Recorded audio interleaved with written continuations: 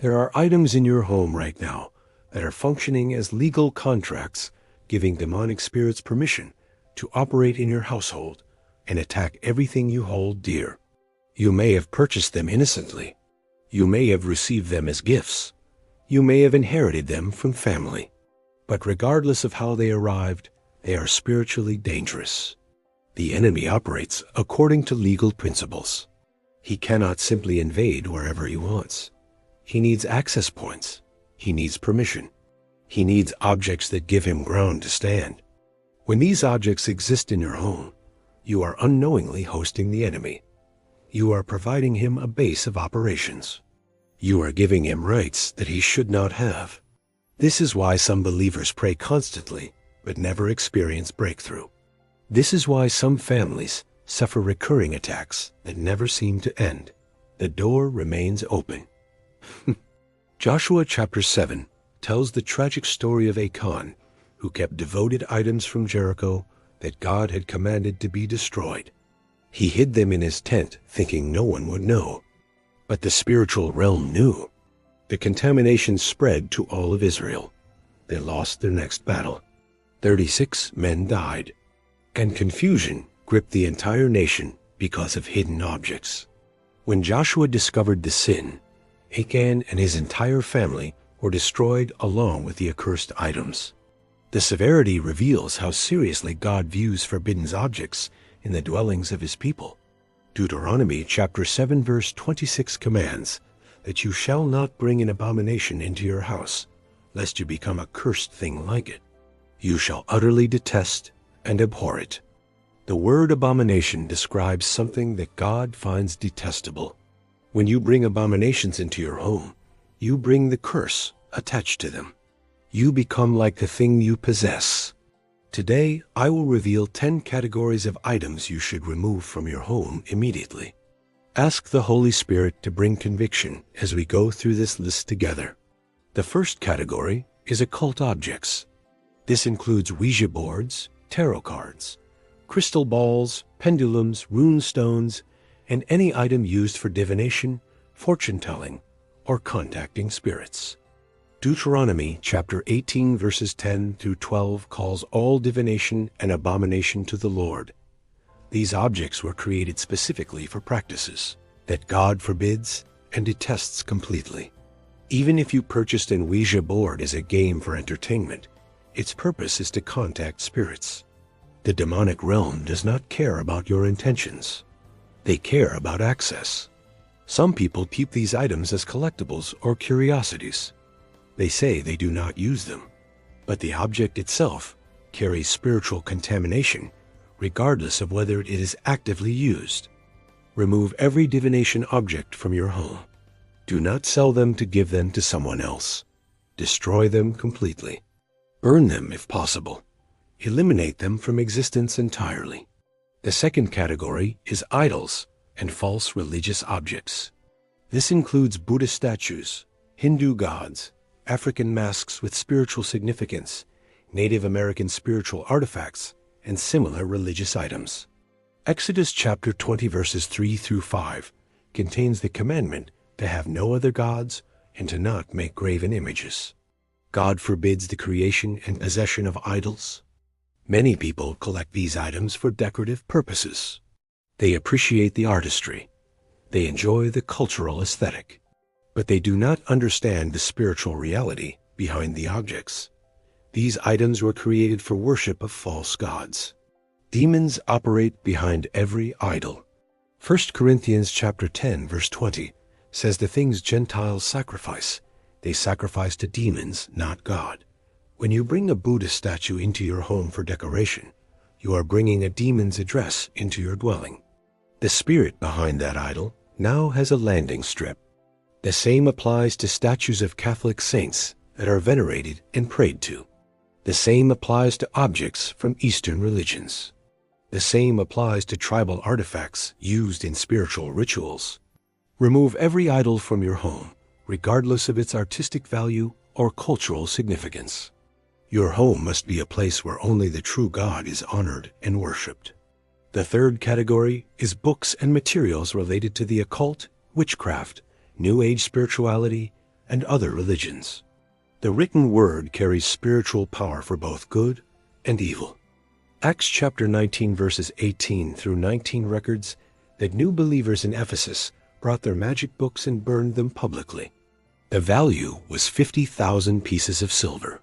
These believers understood that keeping these books was dangerous. They did not sell them.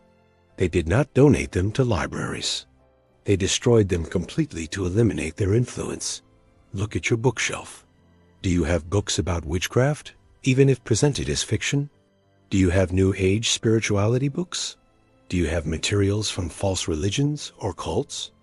The Harry Potter series normalizes witchcraft for children. Twilight romanticizes the occult.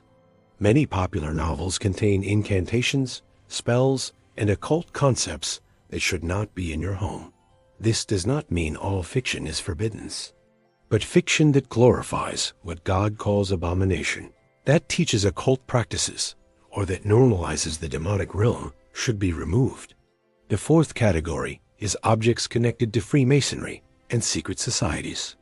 If you or your ancestors were involved in Freemasonry, there may be items in your possession carrying spiritual contamination. Masonic rings, aprons, swords, certificates, and emblems are dedicated to the organization through rituals that invoke spirits and false deities. These objects carry the curses of those ceremonies. The oaths taken in Freemasonry invoke curses upon the person and their family for generations. Objects connected to these oaths carry the spiritual weight of those cursed dedications. Many families have Masonic items passed down from grandfathers or great-grandfathers. They keep them for sentimental reasons, but these objects continue releasing the curse into the family line. Destroy every Masonic object in your possession. Renounce the oaths that were taken by your ancestors. Break the generational curses that have been operating through these dedicated items. The fifth category is dream catchers and Native American spiritual objects. These items are widely sold as decorations, but they were created for spiritual purposes that contradict biblical faith. Dream catchers were designed to catch spirits. They are tools of animistic religion that believes spirits inhabit objects and nature. This is a belief system incompatible with Christian faith. Many Christians hang dream catchers in their children's rooms, thinking they provide protection. But they are inviting the very spirits they claim to be catching by using objects dedicated to them. Kushina dolls, spirit masks, totem figures, medicine wheels, and other Native American spiritual objects carry similar spiritual baggage. They were created for religious purposes that oppose the gospel. Remove these items from your home, regardless of how beautiful they appear. Do not let aesthetic appreciation blind you to spiritual danger. Decoration is not worth demonic access.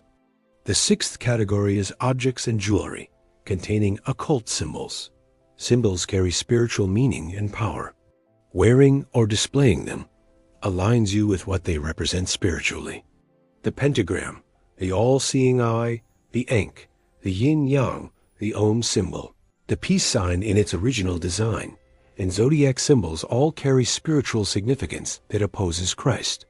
Many people wear these symbols as fashion without understanding their meaning, but the spiritual realm understands perfectly. Demons recognize their symbols and respond to their presence accordingly. Examine your jewelry, your clothing, your artwork, and your decorations. Look for occult symbols that may have entered your home without your awareness of their spiritual significance. Remove and destroy anything carrying these symbols. Replace them with symbols that honor Christ. Let your possessions declare your allegiance to the kingdom of God rather than darkness. The seventh category is items from past sinful relationships. This includes gifts from former sexual partners, photographs, love letters, and sentimental objects from ungodly relationships now ended. Soul ties formed through sexual intimacy and emotional bonding. When you keep objects from these relationships, you maintain physical anchors that reinforce the spiritual connection to that person. These objects pull you back mentally and emotionally. They prevent full closure. They keep wounds from healing. They give the enemy continued access through a relationship that should be closed. Many believers wonder why they cannot stop thinking about someone from their past. Many struggle with lingering emotional attachments. Often there are physical objects maintaining the connection. Remove every item from ungodly past relationships. Destroy photographs if necessary. Delete digital files. Eliminate every physical anchor that keeps you tied to someone God has separated you from. The 8th category is pornographic and sexually explicit material. This includes magazines, videos, images, and any material that depicts sexual content in ways that violate God's design. Pornography is a demonic gateway. It invites spirits of lust, perversion, and sexual addiction into your home. It defiles the atmosphere and corrupts everyone who lives under that roof. Matthew chapter 5 verses 27 through 28 reveals that looking at someone with lust is adultery in the heart. Pornography is designed specifically to provoke this lustful looking. Many people hide pornography, thinking that secrecy contains its damage. But the spiritual realm is not fooled by physical hiding places. The contamination spreads regardless of concealment. Destroy every piece of pornographic material in your possession. Delete every digital file. Cancel every subscription. Install accountability software. Close every door that gives lust access to your life. The 9th category is items associated with death, darkness, and the macabre. This includes skulls, skeletons, Gothic art, glorifying death, vampire imagery, and similar dark aesthetic objects. Western culture has normalized fascination with death through entertainment. Skulls appear on clothing, jewelry, and home decor. Gothic and vampire themes are presented as edgy and fashionable. But the Bible associates these things with the kingdom of darkness. Death is an enemy that Christ defeated. Glorifying death through decor aligns your home with forces that oppose life. 1 Corinthians chapter 15 verse 26 says the last enemy that will be destroyed is death. Why would you decorate your home with images of an enemy of God? Remove items that glorify death, darkness, and demonic aesthetics.